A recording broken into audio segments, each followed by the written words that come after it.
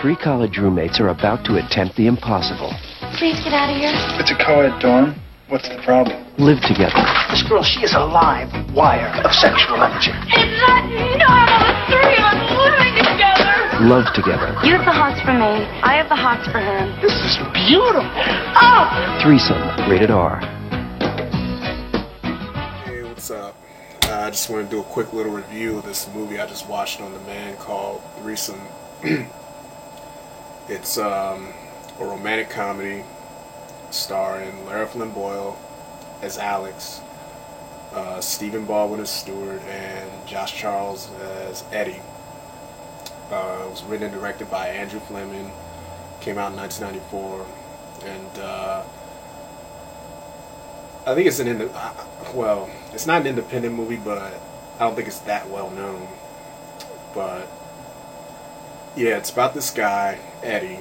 He goes to college, and then he meets Eddie there. Eddie's his roommate, and they start bonding. They become friends, and then Alex, played by Lara Flynn Boyle, on her college application, she gets mistaken for a male because of her name Alex. It's not Alexandria or Alexis or anything like that. It's Alex.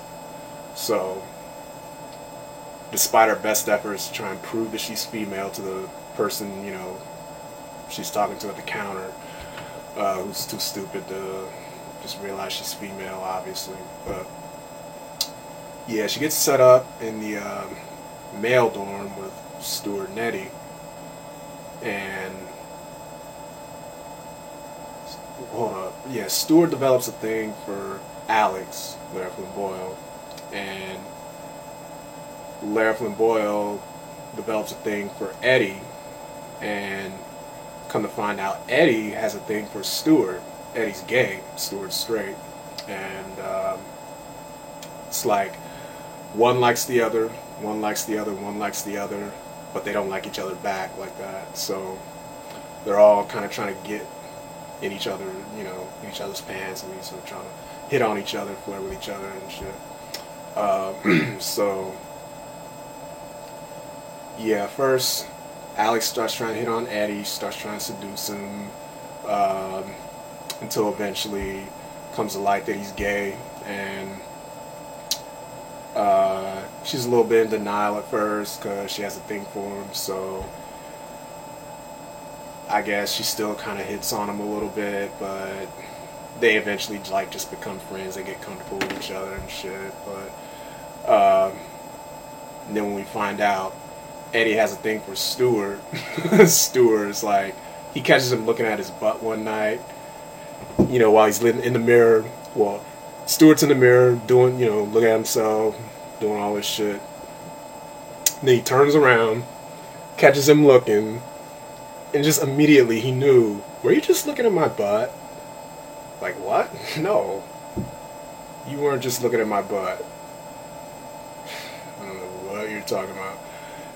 And then he kind of walks away. Then it cuts to another scene, you know, maybe a day or two later.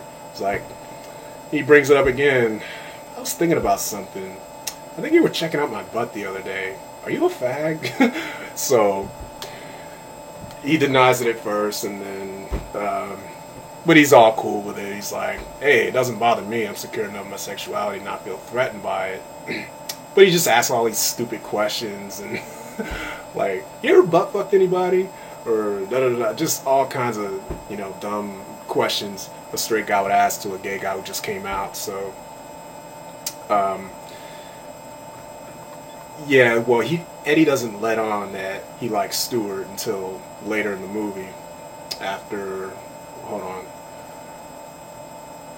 when does he let him know?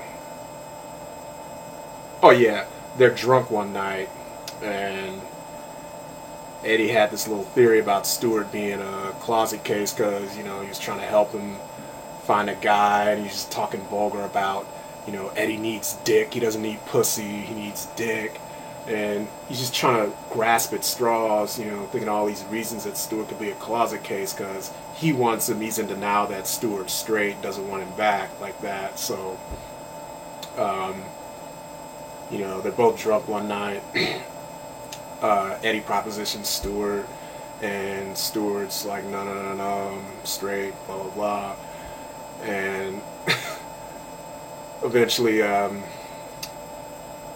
Eddie, like, he runs out, and then I guess he trips on the ground or something, whatever, I forget exactly, but, meanwhile, Alex, Lara Flynn Boyle, she's all, like, depressed and just kind of moody about, like, Eddie not liking her back like that.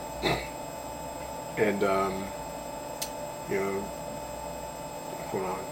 Yeah, she's tripping about that, and then I guess one day she's all depressed and moody about being fat. She thinks she looks fat because Eddie offers her some pizza, and she's like, no, I'm fat. And like, you're not fat, blah, blah, blah.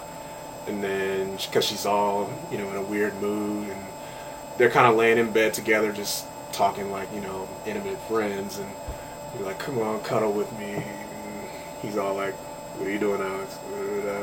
And then eventually they end up arguing because, Alex feels rejected, and Eddie's like, he's not into it, he's not into girls, so they just had this really silly argument. He's accusing her of being a rejection junkie, she accuses him of being a closet heterosexual, and he's still kind of not so comfortable with his sexuality, so one day he kind of wills himself into having sex with Alex, and he tells Stewart about it, and hold on, let me think, yeah, she finds out that he told Stewart, and I guess she's still feeling, she's still tripping about the rejection from Eddie, so she wants like some kind of consolation for it, right? So then Stewart fucks her. She's like, I need something, give me something. And then he just comes and fucks her, and he's like, oh, here, put a condom on. They start fucking, and then what happened next? She gets pregnant. I guess the condom broke, so she thinks she's pregnant, and I guess the condom broke, so she takes a test, and luckily there's no baby. But in the midst of all this, Stewart has a little breakdown. He's like, he's like praying to Jesus. He went to the bathroom, starts praying to Jesus, and then you hear something break in there. Cut to the other two. You hear something break in the bathroom. They go in there. He's having a little emotional episode, like, Jesus wanted me to cut my dick off, so it won't run my life. I don't know. I forget the line, but I'm a little drunk. But yeah, eventually it ends on a bittersweet note. None of them actually get together and stay together, and I like that. I like that about this romantic comedy. It had a realistic ending, and it touched on a lot of stuff. A lot of people could relate to, like gay guys falling for straight guys, and straight girls falling for gay guys, and love triangles, and denial. I mean, it's really funny. It touches on all those little issues that you would go through, or things you would go through in college. I never went to college, but I'm assuming that's what college is like. And I can relate to some of the themes, but a lot of the themes are,